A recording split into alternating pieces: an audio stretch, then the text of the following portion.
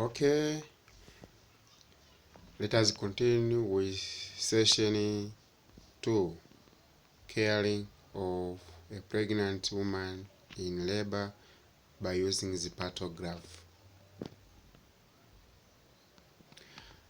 By the end of these sessions, a learner or a student must be able to give the definitions of partograph, but also to explain the importance of the partograph, to identify parts used in its partograph, but also explain symbols used during partograph recording, and monitor partograph of the progress of labor by using the partograph. Let us say the definitions of partograph. Partograph is a graphical record or card chart used to monitor the progress of labor as well as the conditions of the mother and the fetus. Partograph ni chati au ni grafu ambayo inatumika kumonta maendeleo ya uchungu, lakini pia kumonta maendeleo ya mama, condition ya mama, lakini pia condition ya mtoto anapokuwa tumboni mwa mama. Kwa hiyo hii inatupa interpretation kwamba mtoto tumboni anaendeleaje, maendeleo ya mama, condition ya mama ikoje. Lakini pia partograph inatupa swala zima la maendeleo ya uchungu, itatufanya tujue kwamba huu ni uchungu ambao that it is a true labor and this one it is a forced labor, or this one it is a normal labor, this one it will go to abnormal labor. So knowing the partograph itatusaidia hivyo. Among the parameters recorded in the partograph includes dilatation of the cervix, descent of the presenting part, and the fetal heart rate. These are parts ni parameter ambazo are being recorded in the partograph. And also presenting part, hapa utarekodi the fetal heart rate, fetal presenting part, kama mtoto ametanguliza nini, nini kitangulizi cha mtoto. But also we shall record the fetal heart rate, mapigo ya mtoto. Tutaona yote tunavyozidi kuendelea na hii kipindi chetu. Importance of using a partograph. Nini umuhimu wa kutumia partograph wakati wa labor? Umuhimu, first importance inatupa kwamba it give a complete picture of the progress of labor and the conditions of the mother and child.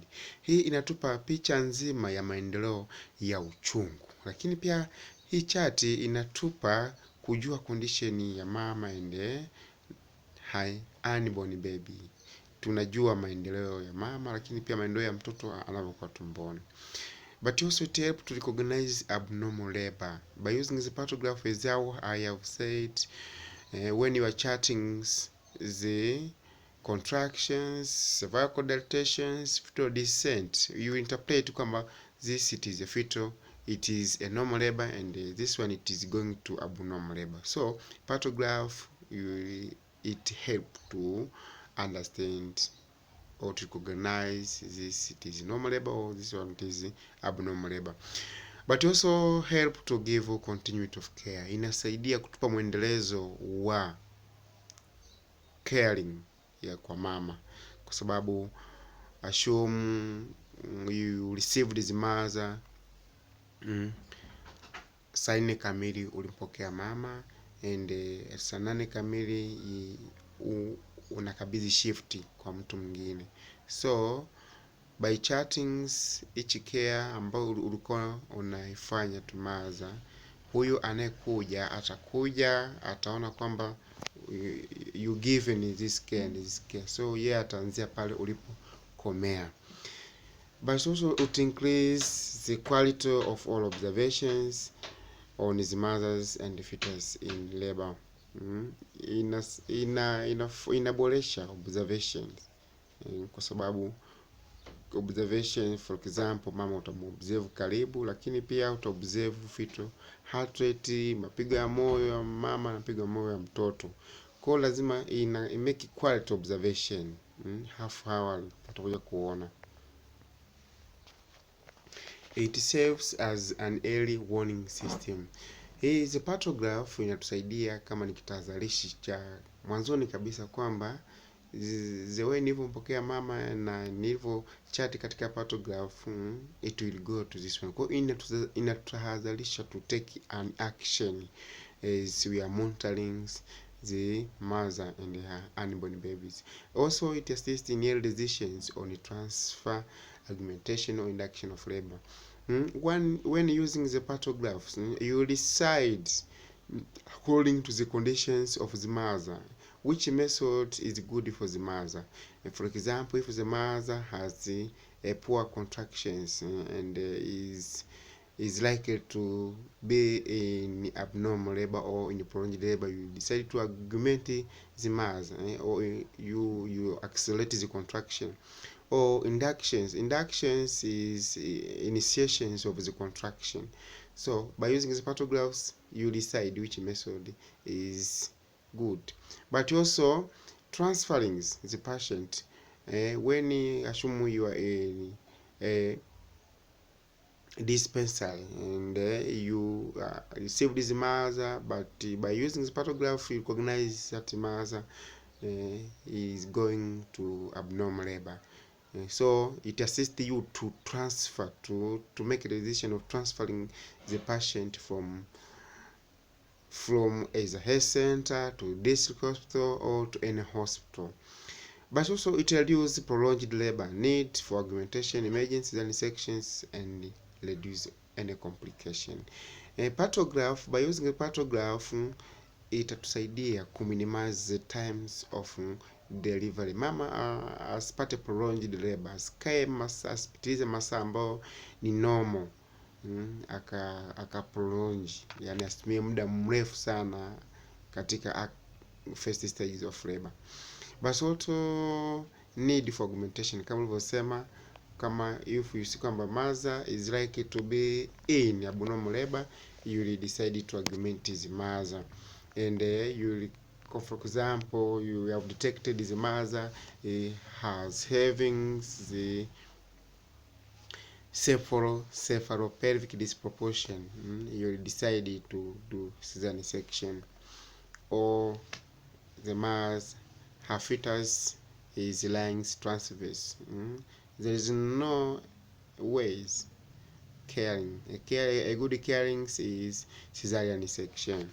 So by using the photograph, it will help us to reduce the prolonged labor, but also to reduce any complications that may arise.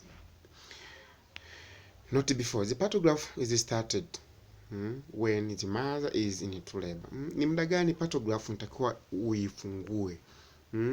Muda halisi wa photograph kuifungua according to WHO, opening is partograph, tunamfungulia mama pale anapo tayari ameshakuwa katika true labor. Na tunavyozungumza true labor kwamba there is a increase in duration, but also there is increase in frequency of contractions and the intensity of contraction, but also there is a cervical dilatation. And normally a mother must be started on his partograph akiwa na sentimita 3 hadi 4 is where we start to open his partograph. But as the literature says, even if the mother is in latent phase, you can open the partographs, and if you open the partograph, you don't transfer the mother to the active phase because the mother is still in the first stage of labor.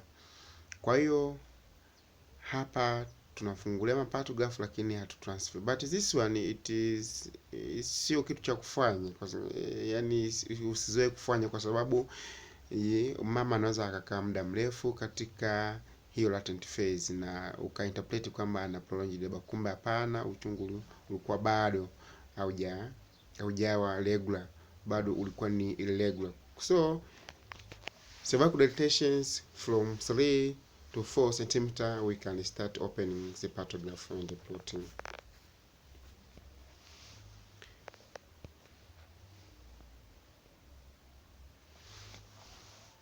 Parts of the partographs.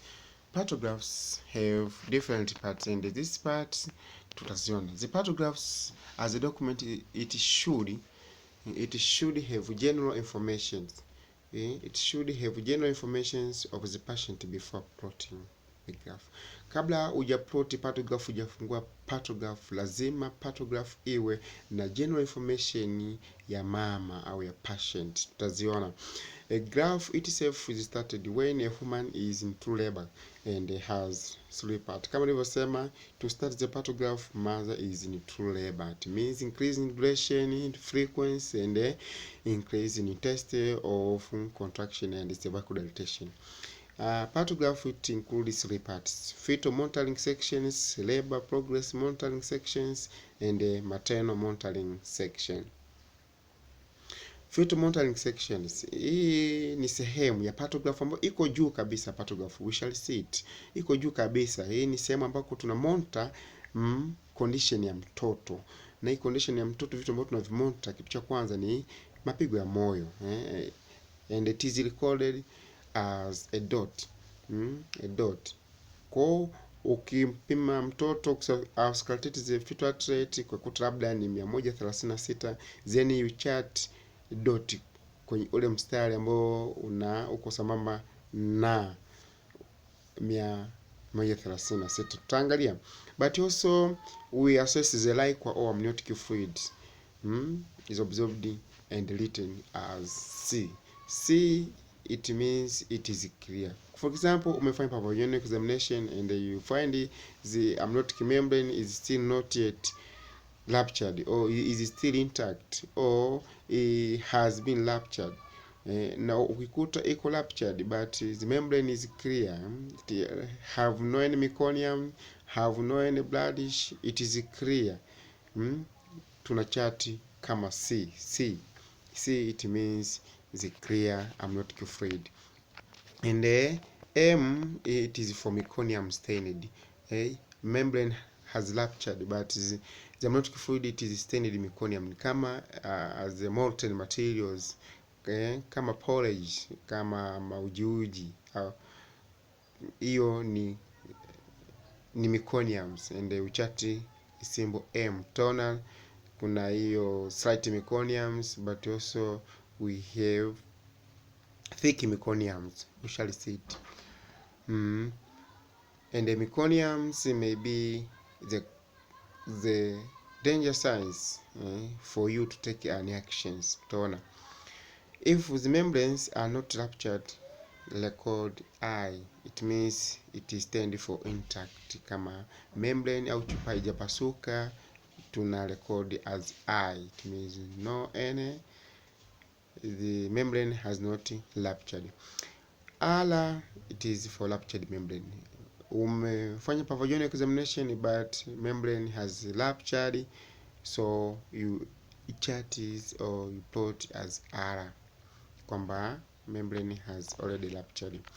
But also there is a molding recorded as moldings. As you see yesterday's moldings, it is an overlapping of the fetal skull head, fetal skull head of fetal skull bones.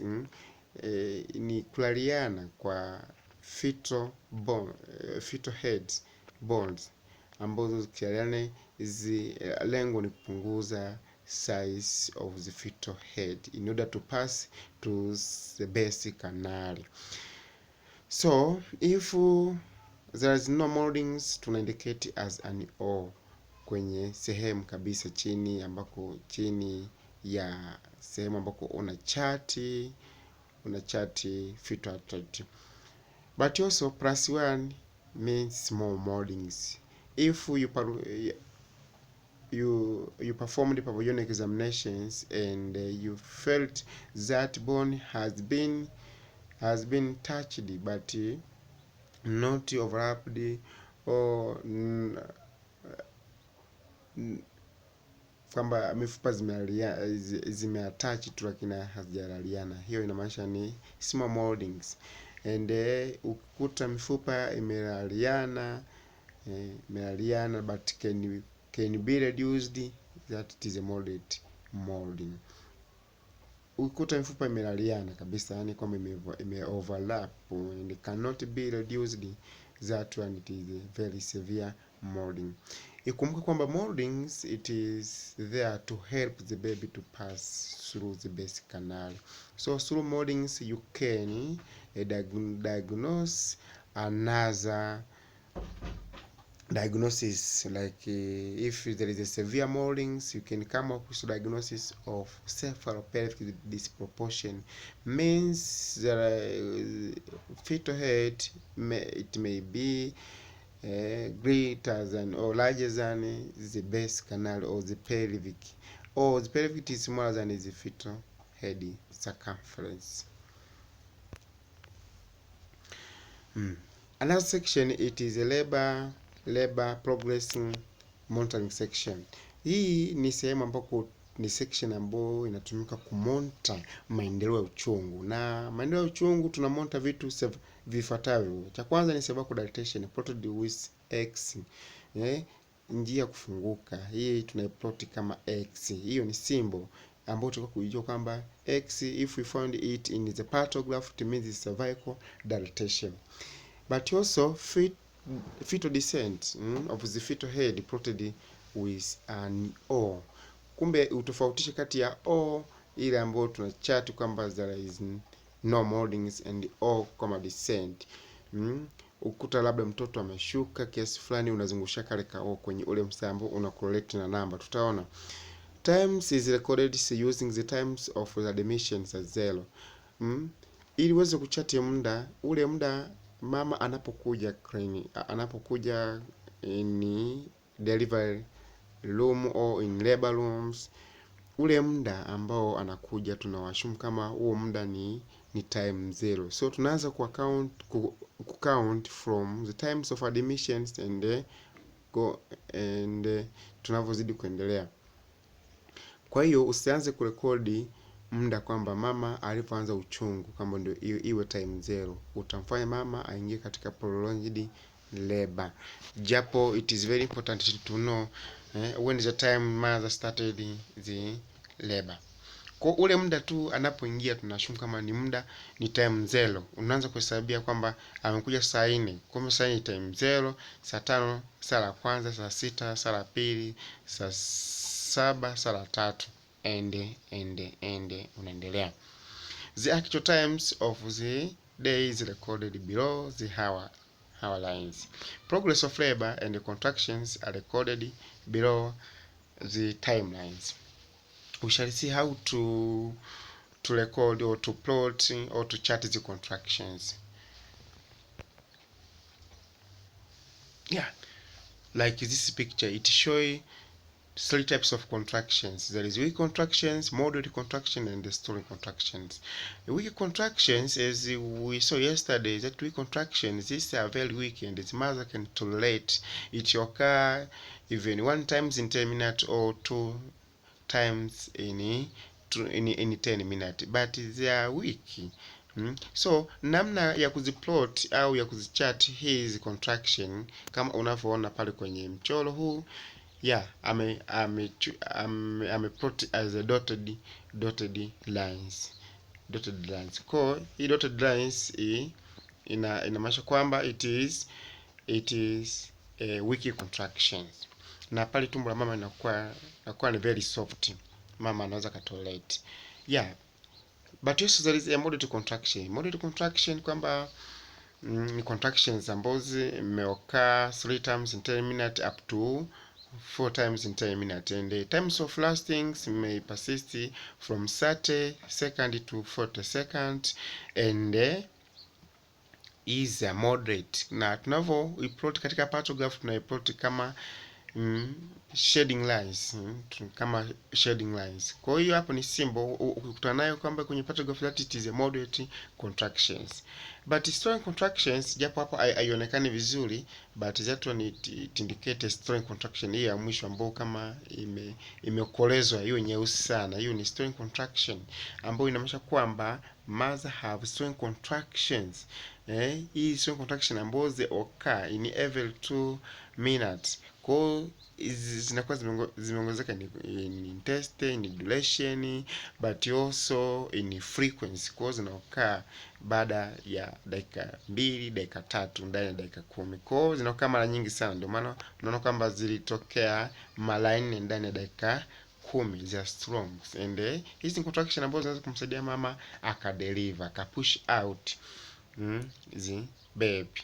Kwa hiyo hii tu ilikuwa inaonyesha kwamba how to chart the contractions, kwamba you have or assess the mother, and kama ukiona kwamba ana slight contraction au ana weak contraction, you plot kama dotted lines, but kama ana moderate contraction, mstari mchirizi ambao ni shading lines, hiyo ni tuna shade unakoleza kabisa, inamaanisha kwamba that is the strong contraction.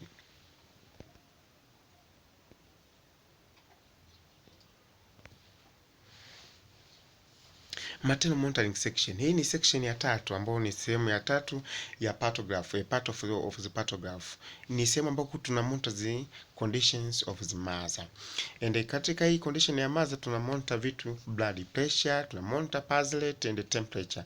Hivi vinabi recorded katika sehemu ambazo zime be provided. Tutaziona ni sehemu gani, how to chart the partograph. The blood pressure. Blood pressure ina be charted kama an arrow. Juu kunakuwa na kamshale na chini kunakuwa na kamshale, kwamba labda umempima blood pressure mama, and blood pressure labda it is 135/75, then utaplot mstari ambao ni mstari ambao ni an arrow. Kwa from 35 chini kwenye 75, utaona namna ya kuplot. But also pulse rate and temperature. Pulse rate vivyo kama unavyoplot kwa mtoto, na yenyewe tuna plot kama nukta. Temperature yenyewe tunaziandika kabisa chini kabisa huku, kama ni 37.0 you write 37.0 temperature. Urine's output is recorded every time urine is passed, and albumin, proteins and the acetons are tested at least once. Hapa mkojo ukiwa unatoka tuna record urine output so as to know intake and output. But also tunapima protein, we measure proteins in urine. Yeah, protein inatusaidia kujua kwamba mother can have early signs of preeclampsia, kwa sababu mama mwenye hypertension ana pass proteins in the urine. So tunapima hii kwa kutumia deep stick testing, but also you can use the anacetic acid. When you see white ppt precipitate, it indicate kwamba there is a protein within the urines. But also on maternal monitoring sections there is a medication. Once you decided to give a medication to the mother like anoxytocin, intravenous fluid like normosan and ring-lactate, you chart it to the place provided. Utaziona zile place provided ni place gani. Not before. General information of the mother. Kabla kwamba hii ni sehemu ambayo it is very important before plotting the partograph. It should be fluid first. It is allocated as a top cover. In explanation kwamba tu kabla hujaanza kuplot the partograph, hujaanza kujaza kwamba fetal rate, hujaanza kujaza contraction, hujaanza kujaza dilatation, make sure kwamba ume record taarifa za mama, kwamba jina lake ni nani, anatokea wapi, ni gravida ngapi, ni para ngapi, kama alishajifungua, anajifungua kwa njia gani. Recording that pia itakusaidia kujua kwamba which method is best for this mother to deliver her baby. Kwa hii it is recorded kabisa, iko juu kabisa as a top curve of the partograph. Pale tu juu pale mwanzoni mwa partograph, ile cover ndio kuna information zote. Kwa hiyo nakuuliza name, sio nini, each and everything you record there. Kwa pale utarekodi kila kitu, kwa sababu recording that one, hata mtu yote akija atasoma this is fulani bin fulani, is from where, is for example is 40 years old, and is gravida ngapi. Kwa record each and everything before starting charting the partograph. It is not considered as a part of the monitoring of the patient. It is not a part of the partograph, kwamba hii haihusiki au haimaanishi kwamba ni part of the partograph monitoring, kwamba yenyewe haimonti uchungu, haimonti the progress of labor, haimonti pia maternal condition and fetal condition. Let us see symbols used during the partograph. Symbols na hizi tumeshaziona. Hizi ni alama ambazo zinatumika kwenye partograph, na hizi unatakiwa kuzijua ni alama gani, kwamba even if you find in the partograph utajua kwamba hii inamaanisha kitu fulani. Sasa let us start with membrane and likewise. Kama nilivyokuja tu kuelezea kwamba ukutana na I, it means kwamba the membrane is intact, kwamba membrane haija rupture. Ukutana C, it means clear, membrane has ruptured but amniotic fluid are clear. B, membrane has ruptured but amniotic fluid it is blood stained. A, there is no, hujaona kwamba amniotic fluid labda imerupture lakini hujaona chochote kinachotoka, au labda rupture before time of admission.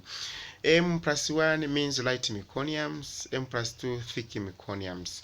Kama tulivyoelezea tu kwamba this M stand for meconium. So kama ana light meconiums, kama ule uji ambao kidogo it is right, ni mwepesi, hiyo inabidi as light meconiums or slight meconiums. But thick meconiums uji mnene ule, au thick molten materials, hiyo inaitwa thick meconium. So this one ni kama nilivyosema, it may give you another diagnosis, au ni danger signs ya kudetermine kwamba this may be the signs of fetal distress, kwa sababu if there is a thick meconiums, you can find the baby has already started to assume the life as if is in the outside of the womb.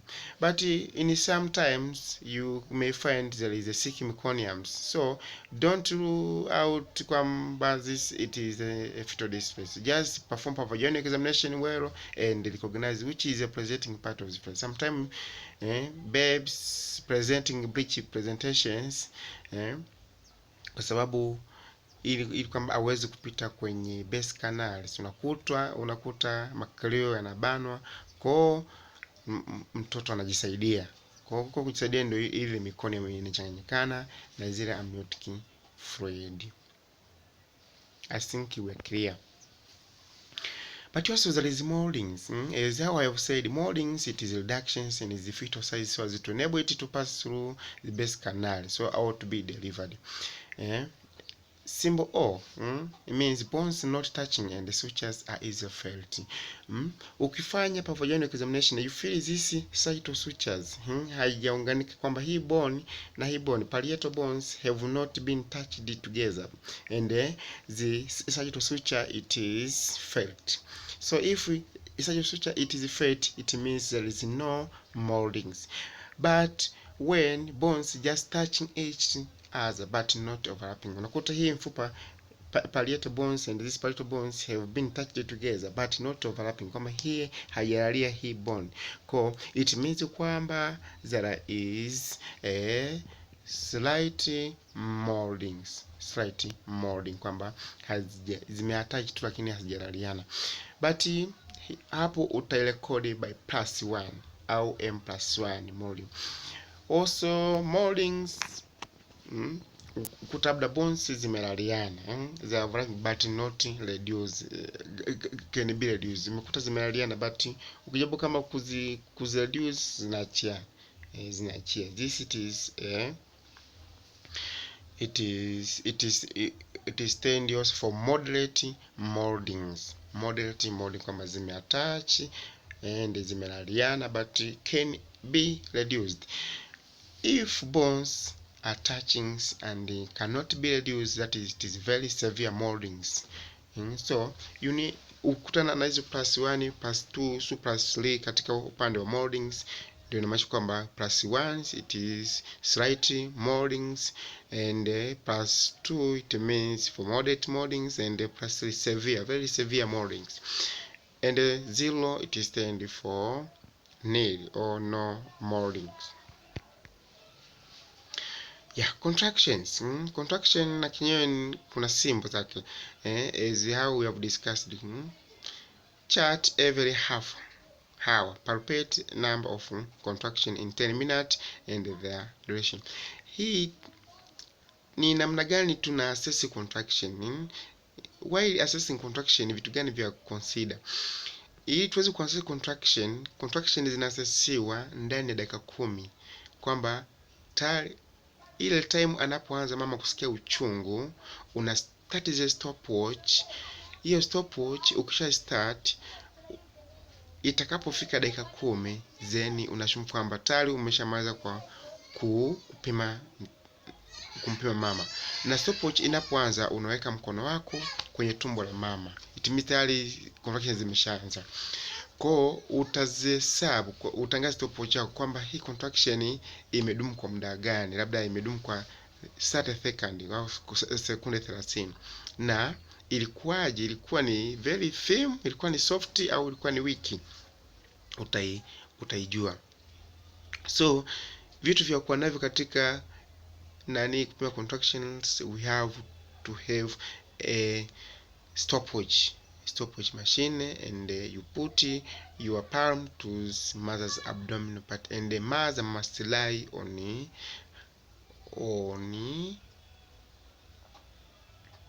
cephalic position.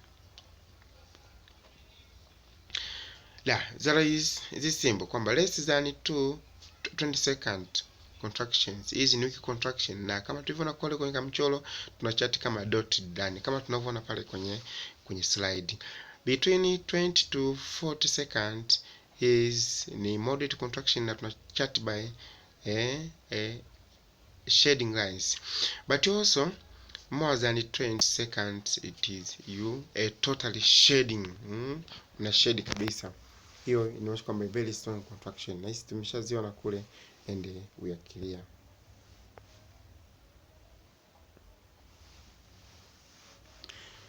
Symbols used during partograph zinazidi kuendelea. Blood pressure yenyewe kama kawaida yake ni milliliter of mercury. Also maternal pulse yenyewe inatumika ni nukta. Kwa maternal pulse na fetal pulse ni nukta. Descent ni 0 au O, alama ya O unazungushia kwenye sehemu kama kichwa cha mtoto kipo katika level gani. Tutaangalia descent au to assess descent. But also urine proteins and acetones. Umepima mkojo, labda haujaona protein yote, utaandika nil. Labda imekuja +1 kwenye ile deep stick testing, imekuja +1, you record it +1. Imekuja +2, you record it +2, you record it +3. It means very severe. But also urine amount in mils. Hizi tutazirekodi ni kiasi gani ambacho kimetoka kwenye mkojo kimetoka. Fluid intakes record time, types of fluids and actual amount taken in mils.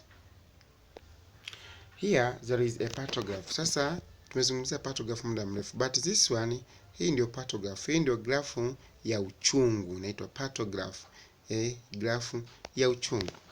Ukiangalia kule juu kabisa kuna name, juu kabisa kule kuna name, kuna graph, kuna para, kuna hospital number, lakini pia kuna date of admission. Hivyo tunataka kuvijaza time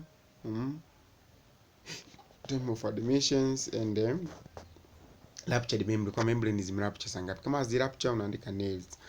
Sasa huku juu tunaona hivi viboma hivi.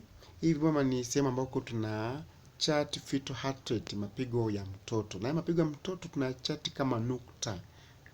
Na normal fetal heart rate zinaanzia 120 to 160. Kwa above or below that one may be abnormal or may be a sense of fetal distress. kwa sababu above itakuwa ni fetal tachycardia and below itakuwa ni fetal bradycardia. So tuna chat kwa mfano auscultate the fetal athlete. Baada ya kuauscultate fetal athlete ukaona labda ni 140, una plot pale kwa 140 kanukta shwa unaweka pale.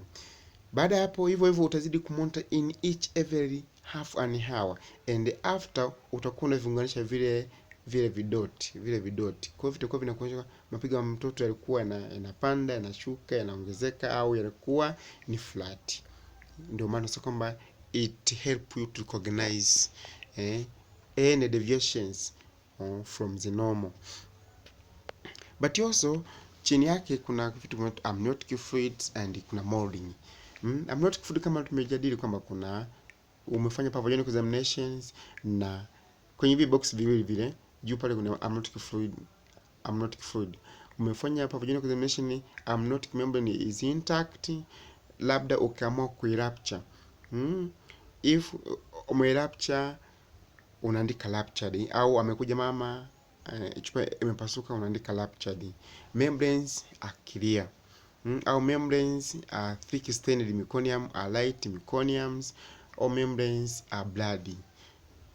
Hivyo unachati kutumia zile simbo ambazo tulikuwa tunajifunza. Kuna I, C, kuna R, kuna vyote ambavyo tumejifunza una indicate kwenye kiboma mle. Kama ni C unaandika kwenye kiboma mle. Molding pia tumejifunza kama hakuna molding unaandika 0. Kama kuna molding kwenye kile kiboma kile. Kama kuna molding utaandika 0. Kama kuna molding, slight moldings or moderate molding, or utaandika +1 for slight molding, na moderate molding +2, severe molding ni +3. Yeah. But ukija chini yake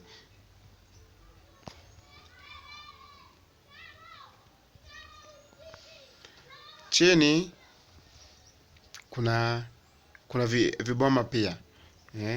Hapo chini kuna namba zimeanzia 0 hadi 10. Hizo namba 0 hadi 10 huku kuna mstari mrefu ambao huu hapo umeandikwa cervix ni centimeter. Lakini pia kuna mstari mdogo umekomea kwenye 5 umeandikwa descent. Yeah, if you can see. But also hapo kwenye nani pameandikwa hours. Sasa huu mstari mrefu ni wa cervix dilatation, kwamba from 0 to 10, kwamba cervix ina start from 0 to 10 but descent inaanzia from 5 to 0. Tuelewana vizuri hapo. Descent from 0 to 10 lazima cervix inafungua kuanzia 0 hadi 10, lakini mtoto anashuka kuanzia 5 hadi 0, anaanzia juu anashuka.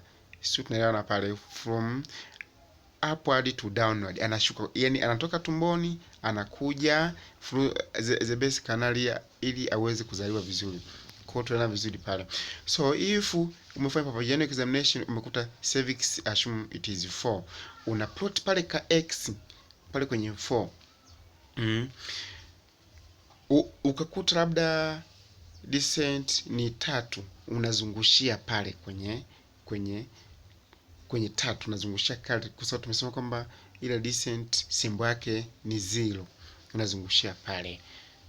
Lakini pia kuna hizi mstari alert line and action line. Alert line ni mstari ambao una quality any medical profession kujiandaa kutake an action, yani una quality, kwa sababu tumesema partograph it is a warning system, kwamba ni kitahadharishi cha sisi kuchukua hatua au cha kuchukua maamuzi kwamba mama azae kwa njia gani au ni huduma gani ambayo anaipenda.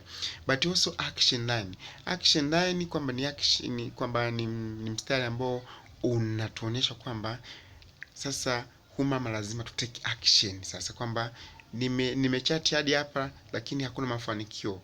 Kwa umechati labda hizo cervical dilatations na zikapitiza kabisa hadi zikaenda on beyond of action line, you have to take, au ukagota kabisa kwenye action line, you have to take an action, kwa sababu it is an action. Take your action either to call for help or to call for the first one call, or you may decide a way of delivery, or you try another care. If it is an argumentations of labor, it is also good in the other management. Hapa chini pia kuna hour and the times. Hour lile saa ambalo mama anakuja kliniki, tumesema kwamba ni time zero, tunaanza kuhesabia pale. Kwa hiyo amekuja saa 4 kamili, hiyo tunaanza ni saa 4 kamili ndio ameanza pale, hapo ni time zero. Kwa hiyo saa 4, saa 5, saa 6, saa 7, saa 8, saa 9, saa 10. Kwa hiyo tulikuwa tunaandika saa la kwanza kwenye hawa, saa la kwanza, saa la pili, saa la tatu, saa la 4, tunaandika 1 2 3 4. Lakini ambako amekuja kwamba amekuja saa 4, saa 4, saa 5, saa 6, saa 7, saa 8, lakini tulikuwa tunahesabu kwamba hii ni time 2, time 3, time 4, tutakuwa tunahesabu. Ukija chini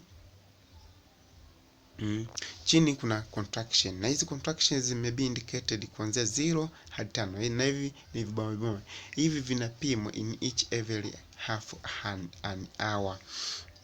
Kwamba tumejifunza kwamba kuna 3 types of contraction, kama slight contraction, moderate contractions and strong contractions. Vile ambavyo nimekuelekeza namna ya kuchat, vile una chat kwamba umefanya umeassess contractions zimetokea mara 2, na je ni aina gani za contraction ni slight, unazi dotted line kwenye vile viboma viwili. Labda ni moderate zimetokea mara 3 hadi kwenye vile viboma vitatu, una chat by a slashing line.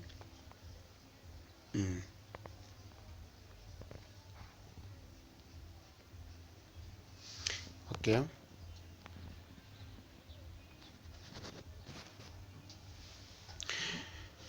Oxytocins and there is oxytocin, kwamba labda mama umefanyia augmentation and hours kama au meals in 10 ngapi, in how many meals of fluids. Kwa una chat hapa, labda ni umempa 5 international unit, una chat kwenye kibox, labda ni augmentation na ni drop ngapi ni 60 minutes au kwa saa moja, sorry, kwa dakika moja ni drop ngapi atakiwa mama apate za oxytocin. Una chat pale. Tunaona namna nzuri ya kuchati augmentation of labor. Labda umempa drugs, you can na IV fluid, una chat hapo. Kama umempa drug yote wakati wa labor, una chat kwenye view box. Kile kibox cha kwanza, kwamba hiyo kibox ambacho akijakatakata kinaonyesha kwamba it represent 1 hour, na vile box ambavyo vyote vimekatakata vina represent half an hour. Chini kabisa huku sasa ndio tuna rekodi ni maternal section, maternal monitoring section. Katikati tumeona ni progressing of labor section, na juu kabisa ni fetal monitoring section. Kwa chini hapa ni maternal monitoring section. Hapa kuna pulse rate and blood pressure.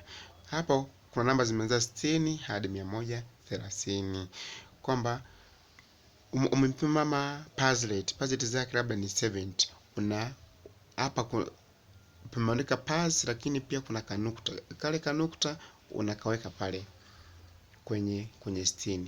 Lakini pia kuna mshale ambao nilikuwa namzungumzia kwamba juu kuna mshale na chini kuna mshale. Umempima mama blood pressure, huu unasema ni for blood pressure. Umempima mama labda ana blood pressure ya 130/80. Kwa una plot from 130 to 8, alafu unaweka vile values. Tayari umeshamaliza. Huku chini pia kuna temperature. Hapo tulikuwa tunazungumza umempima mama temperature, je ana joto la ngapi? Kama ni 36 unaandika kwenye kile kiboma. And labda urine there is no protein, acetone, hakuna pia glucose kwenye urine. Kama vipo una plot.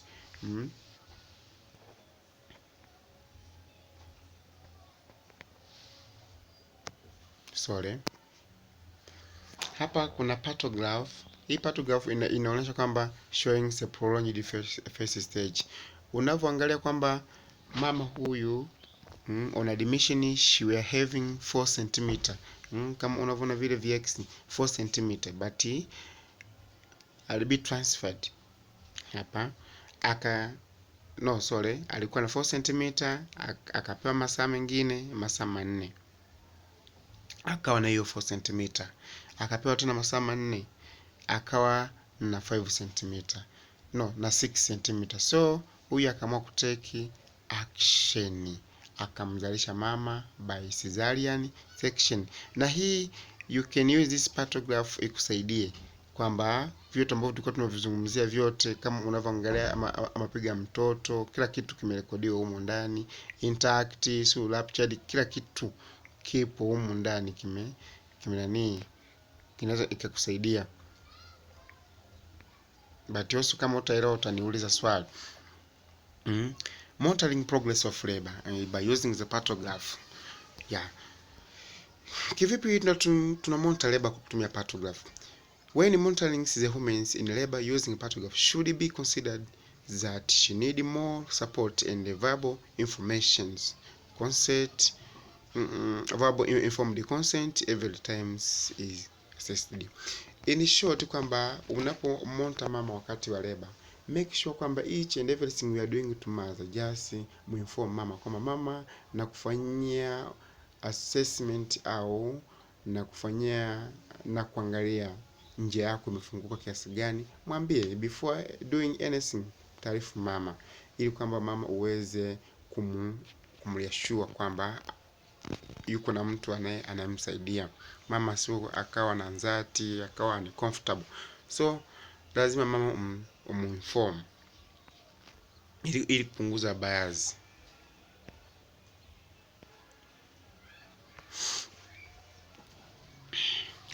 Tuangalie fetal monitoring. Vitu ambavyo hivi vyote ni marudio, fetal monitoring. Na kitu cha kwanza ni fetal, tumeshaona fetal heart rate should be checked and recorded every half hour when possible. Mapigo ya mtoto lazima yarekodiwe every half an hour when there are problem to be checked after every contraction. Kama labda kuna shida kuna deviations, kuna tachycardia au kuna bradycardia au generally kuna fetal distress must be checked every contraction. Baada ya contraction ikisha, you check the fetal heart rate. Na usije uka check fetal heart rate while the mother has contraction. You will not hear anything. Instead you will hear or you will auscultate the maternal pulse rate. So during contraction, it is not a time for assessing the contraction, assessing the fetal heart rate, but after contraction it is a time now you can assess or you can auscultate the fetal heart rate. Listening to the fetal heart rate for a full 1 minute after contraction. Hizi tunasikiliza within 1 minute and unakuwa unazicount kulingana na hizo heartbeat. Na hizi zinakuwa ni tofauti sana. Zinakuwa tofauti na adult heart rate. Hizi ni fetal heart rate inakuwa ni tofauti na maternal.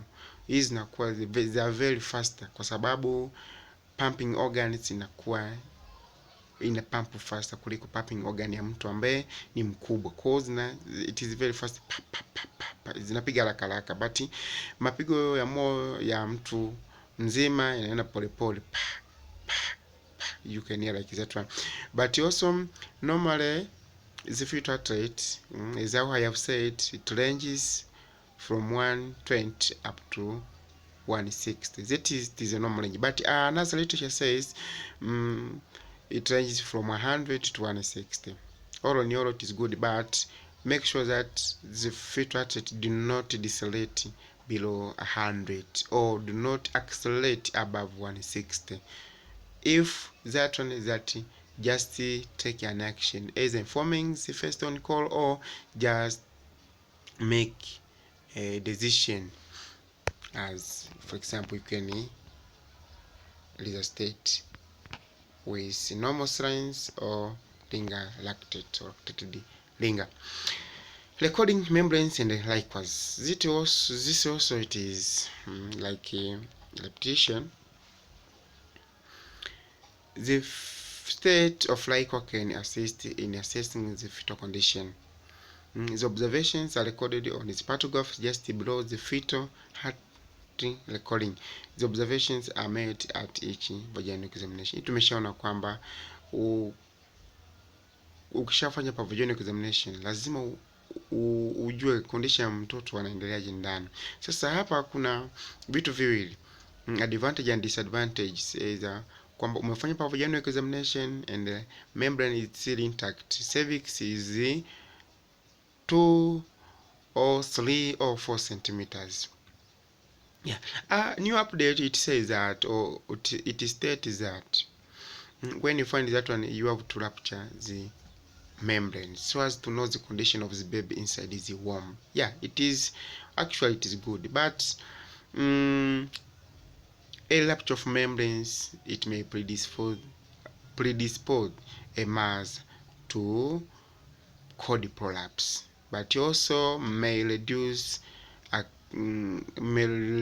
or decelerate fetal heart rate. But also a rupture of membranes may predispose the interlinks of microorganisms to baby, and a mother may acquire postpartum infections. But also a rupture of membranes may cause cessations of contraction, because we learned that what cause of contractions, the physiology of contractions, among it there is fluid pressure and pressure from the amniotic fluid. So a rupture of membranes may predispose cessations of the contraction. May pia inaweza isisize, but inaweza ikapungua ikapungua in intensity or frequency or in duration. So it is good to rupture the membrane if the mass has attained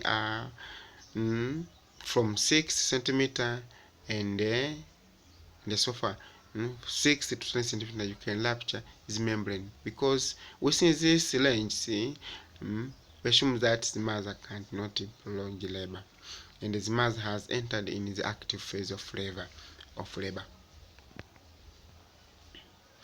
Moldings of the fetal skull bones. Hii tumeshaiona moldings.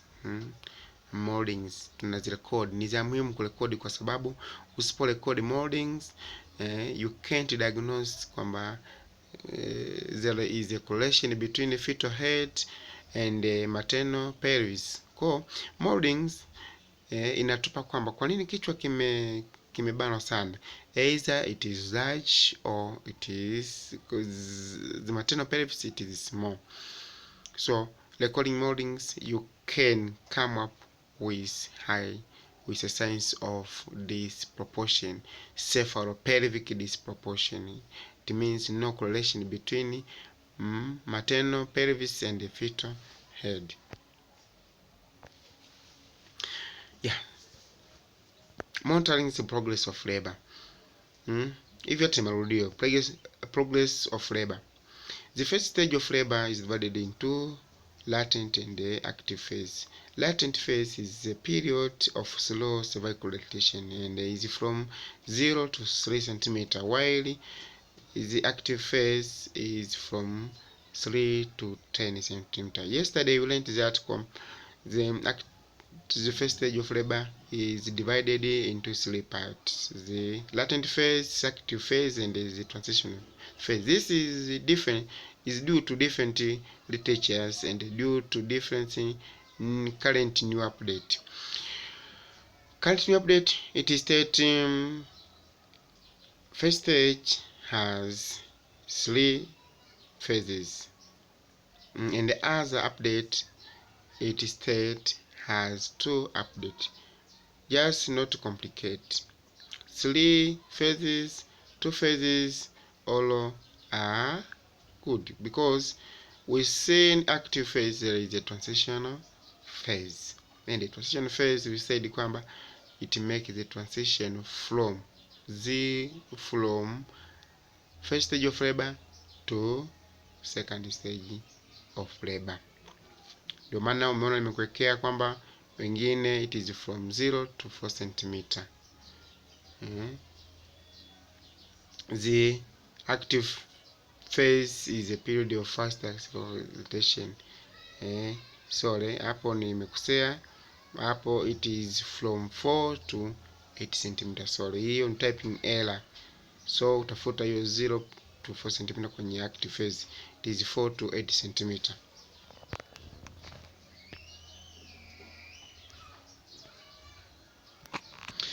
Dilatation of the cervix is measured in centimeter and is plotted with an X. Vaginal examinations are made every 4 hours unless contraindicated.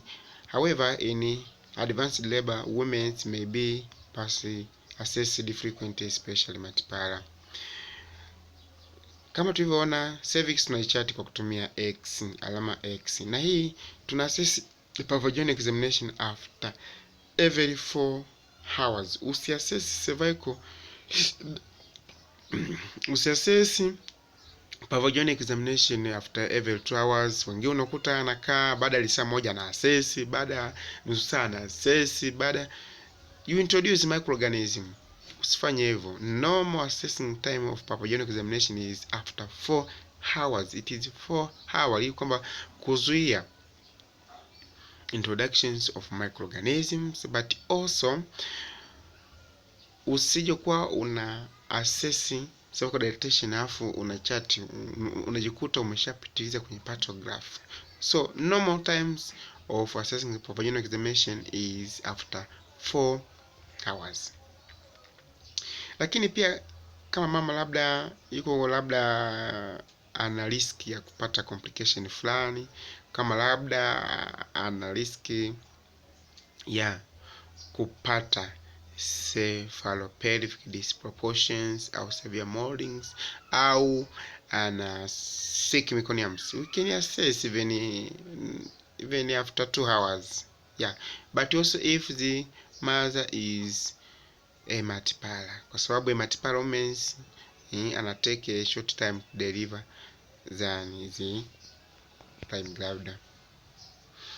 Descent of the fetal head. Descent of the fetal head is measured by palpating the head through the abdomen and recording the findings every 4 hours. Kwa descent na cervical dilatation vyote tunaviassess after 4 hours, na hivi kama nilivyoelezea tuna plot by using O. The descent is measured in fifths of the head palpable above the brim. Kama tulivyoona pale kwenye partograph kuna hizo number from 0 to 5, kwamba kichwa kinaanza from 5 to 0, kinashuka kuanzia juu kuja chini, na cervix inaanzia chini kwenda juu. We studied about cervical effacement, thinnings and shortenings, also taking up of the cervix. Tutaona how namna ya kuassess fetal descent. Kuna picha nimeweka pale. Descent of the head can also be assessed by doing vaginal examination and recording as fetal station. So hapa tusije tukachanganya. Ukimpalpate mama on his suprapubic examination, hiyo una assess fetal engagement or descent. Kwa descent unaweza ukaiassess pa abdominal and pa vaginal, lakini good prognosis itakupa vizuri ni pa vaginal examination, lakini itakupa vizuri sana pale mtoto ndipo anaanza kuengage. Hiyo ndio nzuri kwa sababu mtoto bado yuko ndio ana engage. Ukishika on suprapubic utamwona, utakishika kabisa kichwa cha mtoto. Okay, here there is a picture. Hii ni picha ambayo nimeweka kwa ajili ya kutusaidia how to assess the descent. Ukiangalia hii picha hapo juu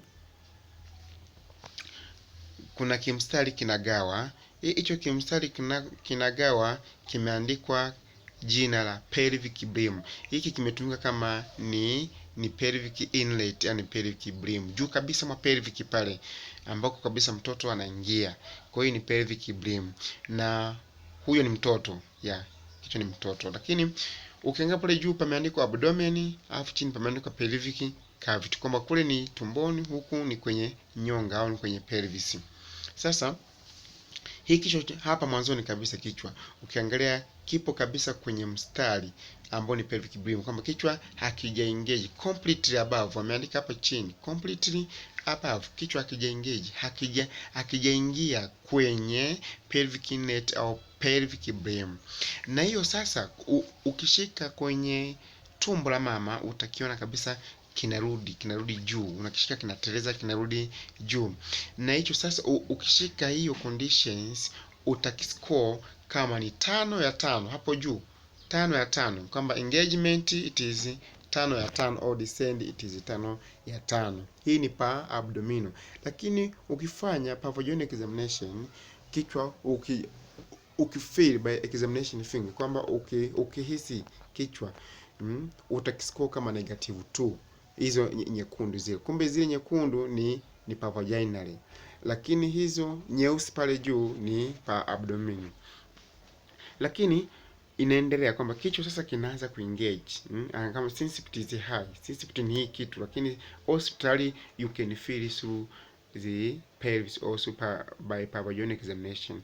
Kwa kinavyozidi kuengage hapo juu ameandika 4/5 tayari kimesha engage. Kwa kimeengage lakini akijaanza kudescend, ila kimesha engage. Kwa tunakiscore kama 4/5, ukimwona kwamba descend inaanzia juu kuja chini, sio chini kwenda juu, kwa sababu mtoto anashuka kutoka juu kuja chini. But also pa vaginal una score kama -1. Ya inaenda hivyo, mtoto sasa amesha engage, ana descend. Akisha descend, hiyo pa abdominal tuna score kama 3/5. Pa vaginal au pelvic tuna score kama 0. It means 0 hii ina indicate kwamba the occiput au kichwa kipo katikati ya ischial spine. Ischial spine ni spines of the maternal pelvis. Kipo katikati ya ischial spine, yani katikati ya kwenda juu na kwenda chini, kipo katikati, ndio maana ipo negative 0, lakini hapo ni 3 ya 5. Kimeshapita kwenye ischial spines. Pa abdominal tuna score 2/5, pa vaginal ni +1. Kinazidi kudescend, yani kinakaribia sasa kuonekana nje, tunakiscore 1/5, lakini pa vaginal tunakiscore +2. Tunakiona sasa kimeshatoka sasa, mtoto anataka kuzaliwa kabisa, hiki hapa nje. Pa abdominal tunakiscore 0/5 and pa vaginal tunakiscore +3. Hii ndio assessment kubwa. Unaona kwa labda ni kitu ambacho hakieleweki, lakini if you find the partograph utaona vitu vimeandikwa pa vaginal and pa abdominal. Hivi vitu unakuta vimeandikwa. Kwa ukuta hivi vitu unaenda kujua ni fetal descent or fetal stations or engagement. Kama utaelewa basi utaniuliza swali na mimi nitakuwa tayari kukujibu. Another kitu ambacho tunakimonita ni uterine contraction. Hivyo ni marudio. In order for labor to progress well, there must be good uterine contraction. In normal labor, contraction usually become more frequent and last long as labor progress. Contractions are observed hourly in latent phase and half hourly in active phase. Hivyo ni marudio kwamba contractions tuna mama tayari yupo katika latent phase. Hizi tunaziassess baada ya saa moja, lakini sasa akishatoka kwenye latent phase ameingia kwenye active phase ni half hourly, kujua maendeleo ya nini ya uchungu yanaendeleaje. Lakini siku hizi watu unakuta analipua tu, ana chat tu, lakini hamonti. Ndio maana watu tunapata maternal death, watu tunapata perinatal death, watu tunapata prolonged labor, watu tunaishia kuwapeleka cesarean section, kwa sababu unakuta ni uzembe wa kumonta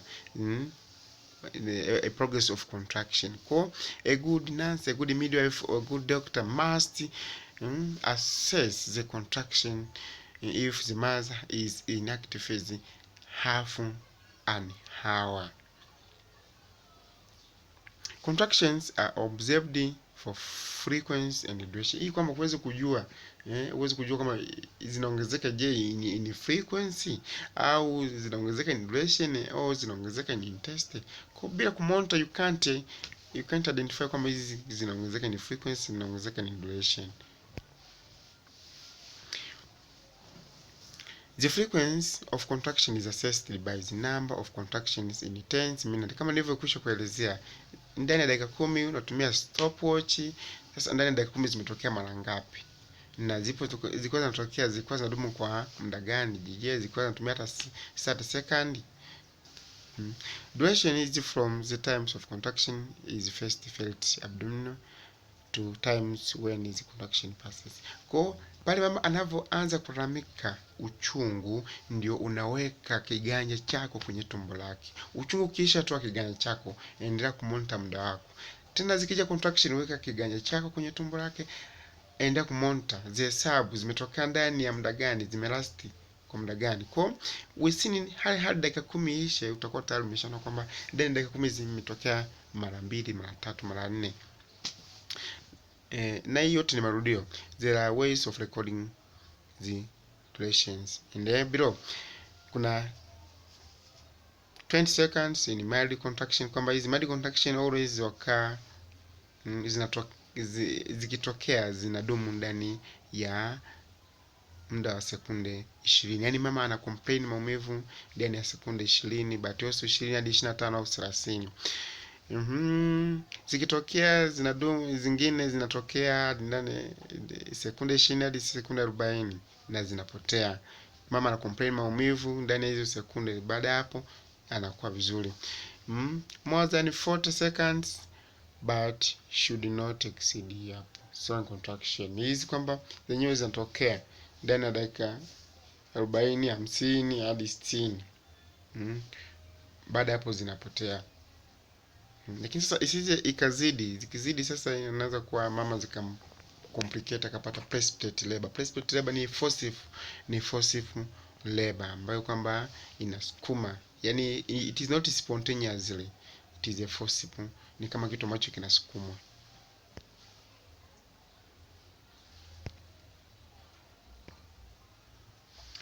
Recording maternal conditions. All observations on his mother's conditions are recorded at the bottoms of the partograph.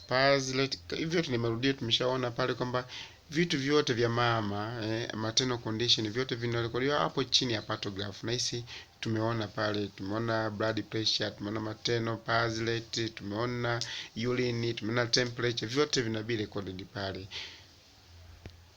chini ya partograph. Urine pia tumeona vyote vinabii. Kwa sasa urine huwa atupimi mkojo ini ichi hafu, na huwa tunapima on admission tu, kwa sababu kama kuna protein on admission pia akiendelea kuwepa kutakuwa na protein. Kwa hiyo on admission tunapima protein, lakini kama mkojo urine output tunamwambia mama aweze kujisaidia haja ndogo after every 2 to 4 hours, kwamba asaidie mtoto aweze kushuka. Oral entries are made on the lines at which the observation are made. Hivyo tuko kwenye partograph. Key point. Progress of labor includes cervical lactations, kama tulivyosema, uterine contraction and the descent of the presenting part. Fetal condition, hiyo ni overview ambayo tumesema, japo sio vyote but vitu vya muhimu. Fetal condition yenyewe ina include ni fetal heart, liquor, moldings and fetal skull. But also maternal condition yenyewe ina include vital signs, urine, drugs and oxytocin regime. Yote ni overview ya vile ambavyo tumevisoma, or a summary. And there is a reference. You can go more and find this reference so as you can dig more knowledge and information. Thank you for listening. And this it makes end of our session, the second session. Later we shall see care of woman while is in second stage of labor. Thank you for listening me. See you later.